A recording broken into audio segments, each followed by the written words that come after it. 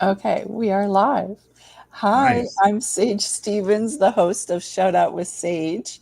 Welcome today, everyone. Thanks for joining us. So, my guest today is a former NFL player for the Miami Dolphins and Pittsburgh Steelers, who is now a financial professional, international speaker, and author of the book Let's Get It, which touches on his near death experience on the field and much, much more. So I would like to welcome to the show today Kristoffer Doura. Hi, Chris. How are you? Thanks for being Hey, here. hi Sage. Thank you for having me. I feel like I was in California, maybe a month or two ago, and we were just hanging out at the Oscars. And it's funny because, like, I guess we connected so well. You got me back on the show, so I said, Thank thank you. you for Yes. Thanks for being here. Yeah, we met at an event and I don't know, just chatted and here you are. So awesome. I love how those things happen, which is sort of what the show's about though, is like serendipitous moments and people who've helped you reach your success. And there's always those stories where people, you hear, oh, I was at a cafe and I met so and so and then I got this job and having me. there's all these steps to the voyage everyone's on. So speaking of that, what about your journey? You were an NFL player and now you're in finance. Yeah, What are the similarities between those two? Why don't we you start know, there?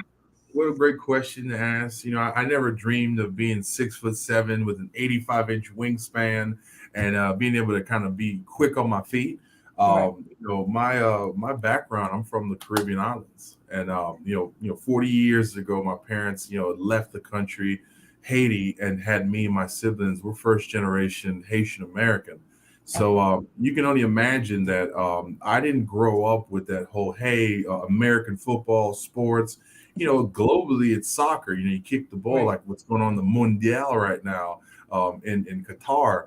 But luckily for us, we had the opportunity to transition, leave New York, and we came to Miami. I sprouted like a green stalk. It's funny because my mother is 5'4", my dad's 6'1", and I have a great uncle on my father's side who's 7 feet. So that's where I inherited my height from. Okay. So it played in my favor. And luckily for me, I decided to try high school football for 1 year, and I ended up getting a scholarship. I'm like, whoa, this is a chance, by the grace of God.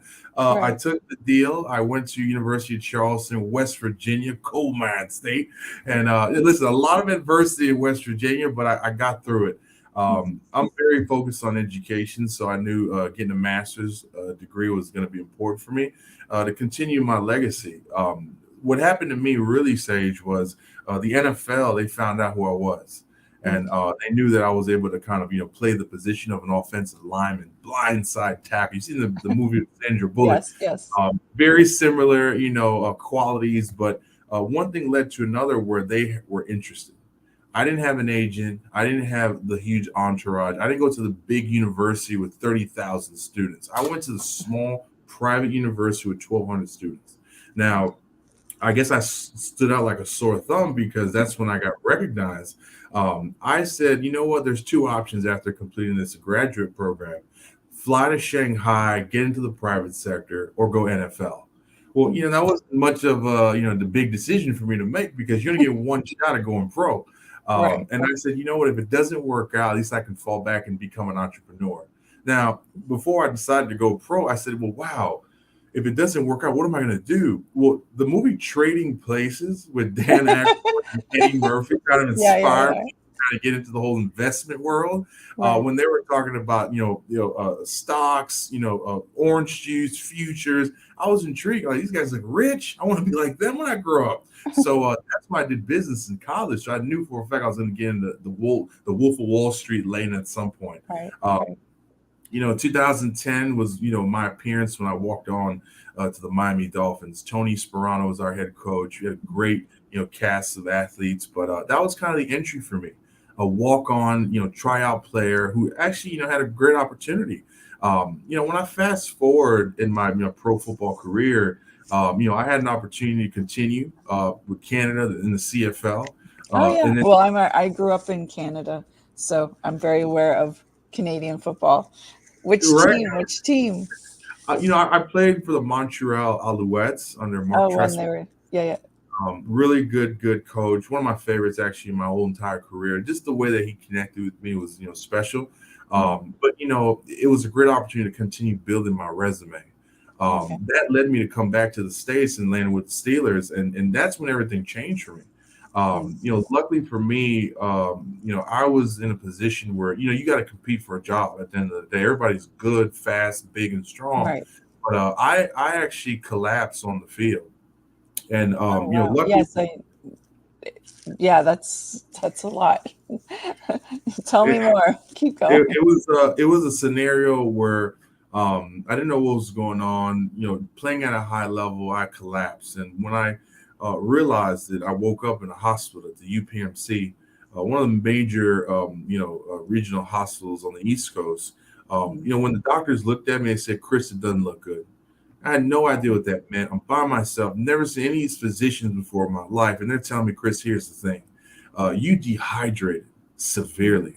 Now, dehydration is pretty big, right, especially when you're in a very hot climate and you're an athlete. You push yourself, to full velocity. right. One thing led to another, where because I was pushing myself, overexerting, I dehydrated so severely that it put me in the hospital. But it was worse than that, Mm. Sage. They actually realized that I had actually a blood clot in Oh, my leg, wow. and that was the moment right there. I didn't know what to expect, but the doctor said we had to perform a surgery because there wasn't enough, oxygen and blood flow pumping from your leg to your heart. And if we need to Mm. make a decision, it's not looking good. We're going to have to amputate, cut your leg off. What? Oh my God. When I heard that, I said, I'm 22 years old. That's not what I want to hear. Yeah, And exactly. not having any support, you don't know what to think about. Your heart's racing, your Mm, blood pressure spiked up, and all you're thinking is, I just got to live. right. I'm a God fearing man, and I Mm, pray, and that's really what allowed me to really become composed. mm, After prayer, we got rushed into the operating room, and we went immediately into surgery. They okay. had to perform surgery. It took over 16 hours, but within the first couple of minutes, as they were doing the fasciotomy, where they had to remove the blood clot from my leg, my heart actually flatlined, and Wow. I died. That's, You know, it, I've shared my story 1,000 times, mm, but every single time I think about it, when I am sharing the story in real time, I get a tingle in my spine to know right. that God said it wasn't my time. And what happened to me was, after my heart flatlined, I had that outer body experience, and Okay. it was surreal to a point where it felt like energies were pulling me, holding me. Mm, And it was two options: Chris, we're ready to receive you. But at the same time, you're not done with your purpose. mm, That's what I hung on to. I didn't have any sense of recollection in regards to like my body, but my conscience mind was still connected. And believe right. it or not, it is kind of like what people talk about, that dark tunnel of you just not being able to grasp anything. And it was really that experience where all I felt like it was just a connection with the bond of my family. And Okay. and that's what I knew from that very moment in time, that I had to check back in. Mm, They resuscitated me back to life and shocked mm. my heart back with the two square pegs. And thankfully, I was in shape. A guy who's 6'7", 350 pounds at the time. I was in shape to be able to take that That shock. type of, right. I woke up the next morning and didn't know what was going on, but I knew for a fact the first group of humans that I saw was my family, my parents, my siblings, and Mm, I just couldn't bear it. I broke down. When you're a mm, leader in your family and you got everything on your shoulders, it's kind of easy to kind of go through it and just take everything that's coming at you. But when right. you're down looking at the most closest people in your world look at Mm, you, and you're looking at them, you can't do anything. You're helpless. It mm, destroys. And at that very moment, I knew for a fact I was hanging up the cleats, because that's when I made my decision to say, you know what? It wasn't my end game. There's so much okay. more for me to accomplish. And that's when I decided at that very moment that football was no longer going to be a part of my future. Mm. Just it was too much of a risk for you. Like, is like what else? Like, what were you thinking? Like, what was the major? I mean, obviously you had that, you had a near death experience. So you just felt like you had a higher purpose at that point? Well, a good question, Sage. I felt like there was so much more that I can do to help in philanthropy. Mm, And when I think about philanthropy, it really brings joy to my heart, mm, knowing that if I could be somebody who can change one life, whether that be a child, an adult, a community, that's more of a bigger purpose for me. The football business was a business. We got hired to play, and we were athletic right, to be able to do the job. However, it was still a company. It was still a corporation. It wasn't going to really identify who I was as a person. right. I became educated and knew that that was more important for me. That would go way further in life. So, with that, I realized that, life is just not only about sports, and life is more about compassion, humility, being able to change lives by how you can touch lives. And Mm, that inspired me. Spending 3 months in the hospital wasn't easy. I didn't have a great experience at that. But one thing led to another where I got rolled in the day I collapsed at 350 pounds. After okay. spending 3 months in that hospital, I got rolled out at 280. I lost close to 65, Oh, 70 pounds. wow. And I went from refrigerator mammoth of a man to LeBron James then. So, Right, it was that big transition for me that said, I don't want to put my body through that stress. I don't want to have to go back into the game, into the business. I was a right. late bloomer. I wasn't a guy who played all his life. It was a year in high school. I went to a very small university, Mm, got my master's, and then decided to go pro. So I knew I had something else that was instilled in me that said, I got to have a backup plan.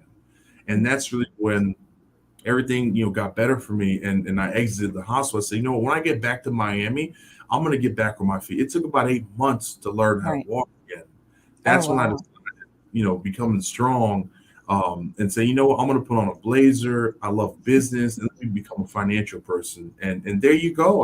I was inspired because trading places in my education, and That's that like was the funniest movie. one of the best movies. I still laugh today even harder. But Yeah. it was that Mhm. inspiration that I knew for a fact by planting a seed in my education was really Mm. what's going to push me forward, even after the game of sport.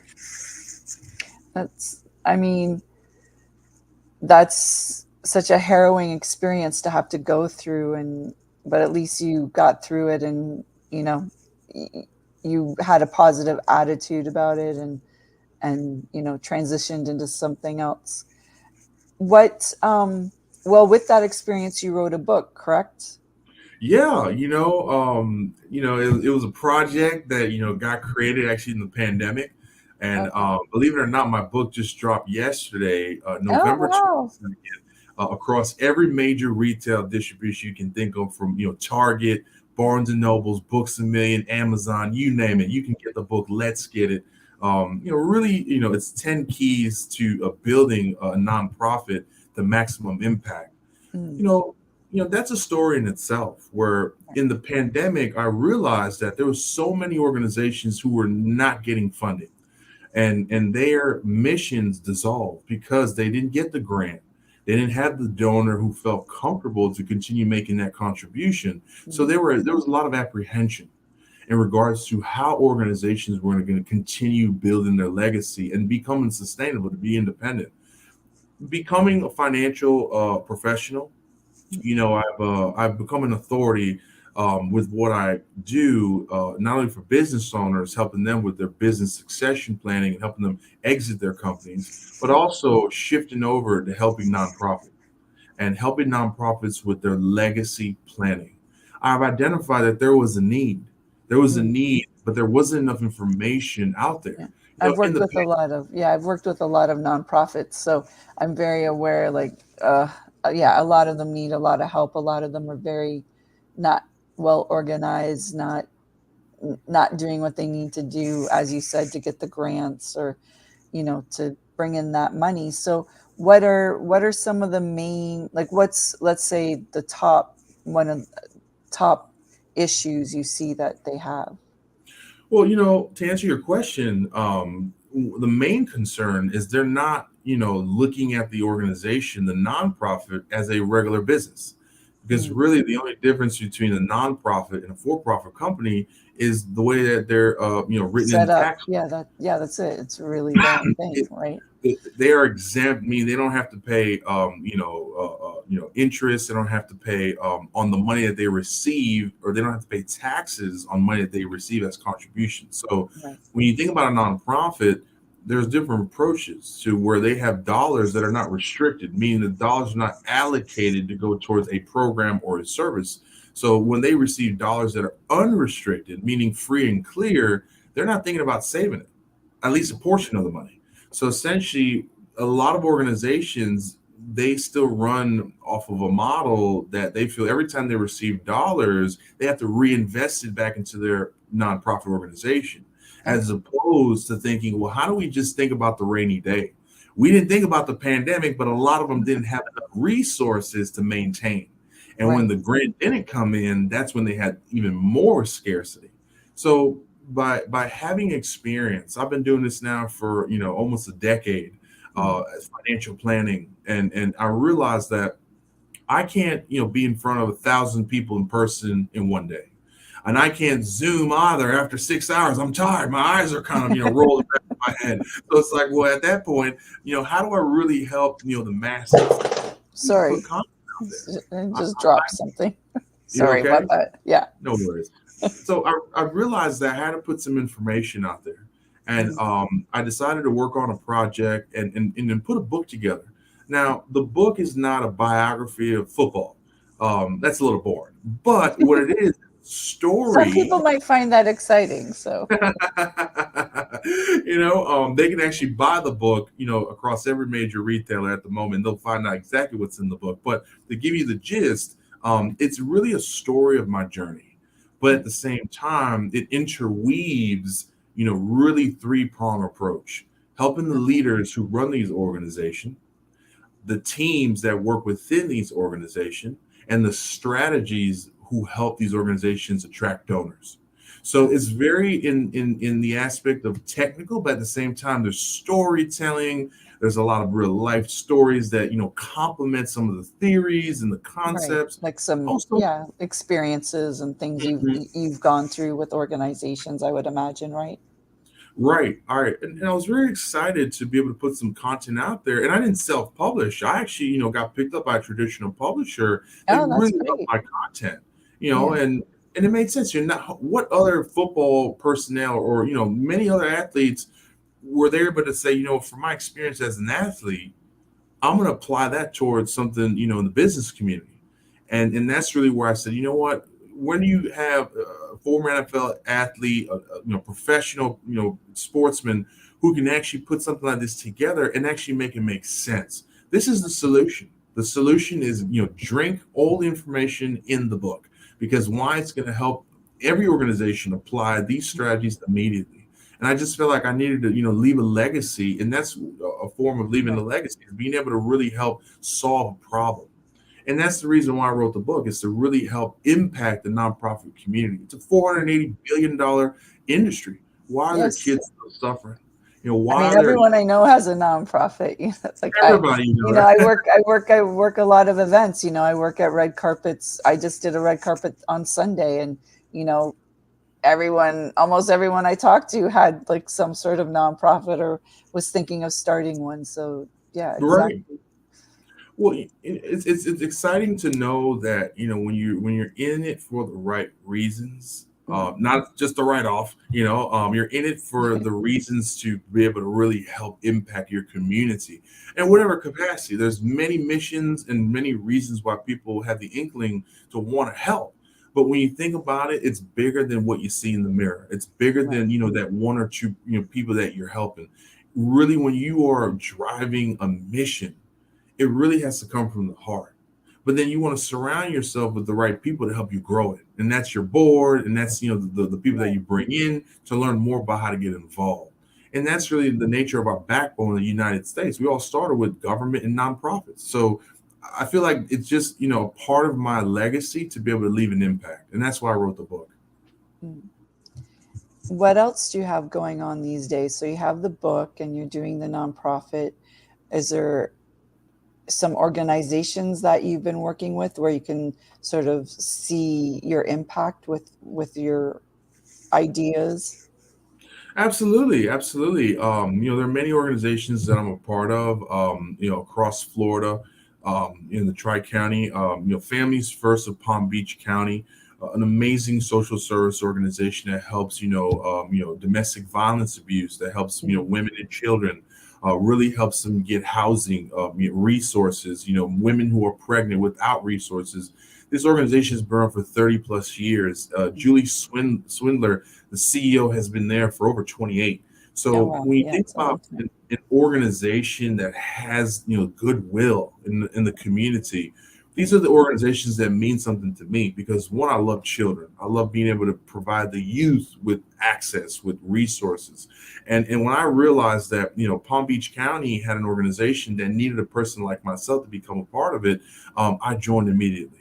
And I've been with the organization now for quite some time. I'm actually the chairman of Legacy Gifts, as Okay. well as I sit on the board. And it's just one organization that I feel that, as we're educating our community, sharing with people the value of how to get involved with Families First of Palm Beach, it really leaves the right feeling when people think about helping because they know that, families are in need. Now, I do mix and mingle with other organizations as well. I'm a part of the Symphony of Palm Beach as well in the arts. I think that's Mm, so important to kind of also, strengthen the left and the right side of your brain. right. Um, with the NFL Players Association, a lot of the guys are part of the Boys and Girls Club. Hmm. We do feel that a lot of us, had some experience, an upbringing within those types of clubs. So we like to give back and participate. Even in Miami, where I currently reside, I'm a big for big brothers and big Right. sisters, and I think it's so important to offer mentorship. Mentorship is a capacity to really be able to help a kid learn how to level up, even when they're in their infant stages of life. Kids don't really start developing until they get to middle school and then beyond. So it's like if we can help these kids at an early age really identify who they are as people by having mentors. I became a big and for the last three and a half years, my little he's grown up to become a man. When he was 15 years old, we had to kind of interview several rounds to see if we qualified to be a match. After we connected and we found out we were the ideal match, I've been following him ever since. Now That's he's a great. fresh. He's a freshman in high school, a receiver. He actually attends my actual high school, so I feel even more powerful as my alma mater. So it's Right. but Miami South Ridge was the high school where I attended, and I Uh-huh. just that it's just so important now to be a part of the community. Right. Whether it's Mhm. one life at a time, or whether you get involved in some organization where you feel you're making a difference. That's amazing. Is there anyone else you'd like to give a shout out to today? Yeah, no, absolutely. I don't do everything that I do by myself. Right. Another aspect is, surrounding yourself with the right types of partners, the right type of people who can help, elevate, even my game. When I approach organizations, I come at it with my mind, with, the Mm, strategic planning of really helping to grow long term. A lot of times, many organizations don't have their logistics, in line, mm, meaning business yeah. plans, strategic plans, really what's going to allow an organization to get funded.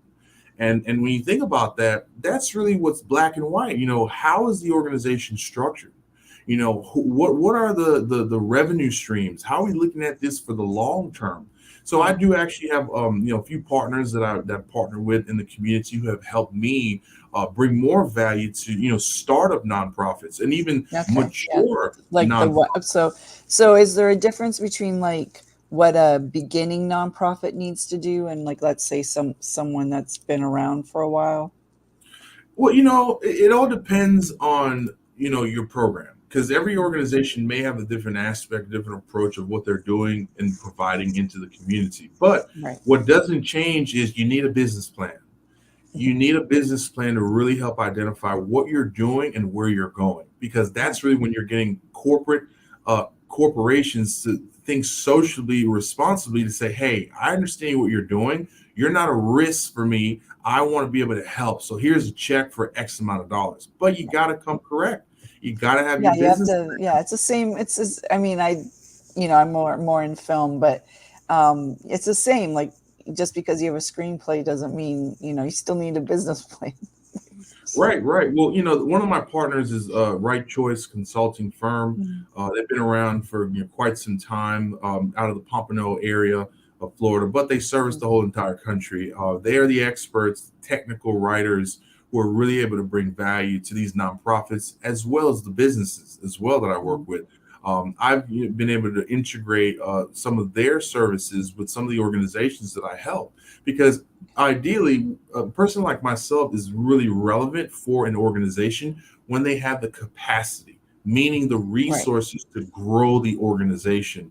I can't do much for an organization if they're not, you know, right. They can't grow and they can't take what you can help them with, and well, you plant the logistically seed and prepared. make a tree, right? So, Right, logistically prepared, because right, a lot of those things that I can do is help them grow their assets, help them invest, help them strategically, put ideas together and help them attract new dollars.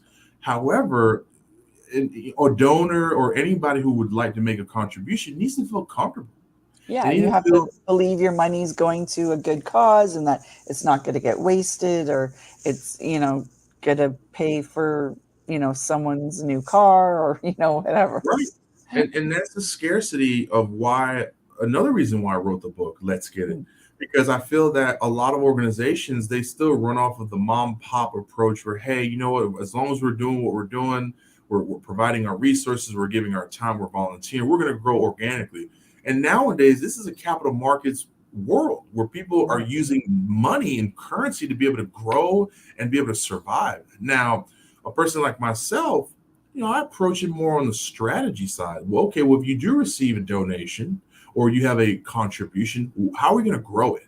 So we can continue our programs and not feel as if we're in a situation, if a pandemic surfaces back again, we're now not going to receive the same type of federal funding or have those donors who are going to continue to provide their contribution.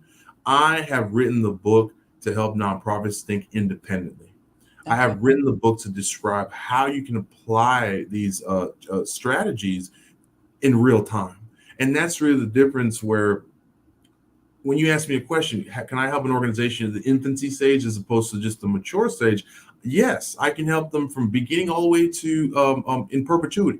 But when you Nice. think about it, we want to make sure we are providing these organizations with the right type of development Mm, from the very beginning stages, because you can't do anything but grow the right way if you're structured the right way, if that makes sense.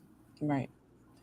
For you personally, was there anyone, like, when you went from football into the finance, did you have anyone that helped you in that transition? Was it hard for you to make that transition? You know, that's a good question, Sage. For me, I've always been determined. I don't know the way my DNA has been built and Mm, configured, but I've always had, the interest to keep learning. And by me being curious, by me having an interest to, advance my life, becoming educated was key. So, in my college years, when I had adversity, who I turned to was the church. mm, Pastor Bruce Hogan, who represented the Renton Memorial at the time, was my pastor. Helped me through lots of challenges. When I got hurt and I was in the hospital, my pastors, they showed up right. and they were there for me as opposed to just my family. So, these are the people who I continue to praise. Fast forward into my pro football life, Mark Treston was a great, person and mentor for me as well as a head coach, because he Mm, actually, had conversations with their players, mm, treated us fairly and was there for me. As I move forward in my life out of sport, I have mentors in the business community. My sisters, are great leaders in my life. And I mm, feel like these are the people who I like to surround myself with, positive, forward-thinking people. So, I give my praise to the circle, my tribe, right. people who have really helped impact my life in a way that has allowed me to propel. What's your biggest piece of advice for someone who's wanting to maybe transition from one job to another job or one career to another career like you have? Mindset. It's mindset, specifically mindset, knowing that you don't want to approach it not feeling as if you don't already have it. Because I think if you approach it thinking confidently, your mindset, meaning, hey, you never know what's going to happen. You may get it or not. But if you go into that interview confident, that's going to be the determination whether you do land that job or not. Not walking in there on eggshells and just feeling intimidated by anything that you face. If you have confidence and you set that in your mental game, there's nothing that can hold you back from being able to excel. And I do believe that mindset plays a humongous role with how you perform, with decisions you make for your health, as well as the people that you allow to enter your world in your life. Mindset is really yeah. Especially here in LA and Miami, there's a few people you might want to steer away from. Right. Clip the cord quick and run off. Yeah, but some people are sneaky. Some people get in there. You're like, oh, I thought I was so much better, and where did that come from? Right. So I think it also plays a role with your goals in life. A lot of people, if you have goals that you set, it doesn't have to be lofty, humongous goals. It could be small, intermediate goals that you can actually achieve. And I think those things are the steps of getting you to leaps and bounds. Right. Well, thanks so much for being with us today. How do we find you online? Let us know how to reach out to you. Yeah, absolutely. Check out my website, KristofferDoura.com. That's one way you can connect. Find my book available, but also learn more about who I am, my profile. I'm on LinkedIn, which is a business platform. So Kristoffer Doura on LinkedIn. I do have a Instagram, which is Zoe _ the word the _ legend. So if people want to connect with me there, they can. I'm very open to connecting and learning from people, seeing if there's synergies, for friendship or even for the business community. I think a lot of times you never know what somebody does or who they know, and I think obviously you could learn from having a conversation. How much more involvement do you want to kind of get involved with people? And I think you always kind of have that gut feeling, knowing that, hey, you know what, I'm going to give this person a chance. This is what I did with you, say. Yeah, exactly. We met at an event, and hey, we're chatted here. 7-8 months later, I'm on your show. So it's like, exactly. Small world and how things work when you have that gut feeling that good people, good vibrations. It's right. I just go, like I meet people. I'm like, hey, I like you. I don't know why, but hey, let's go with it.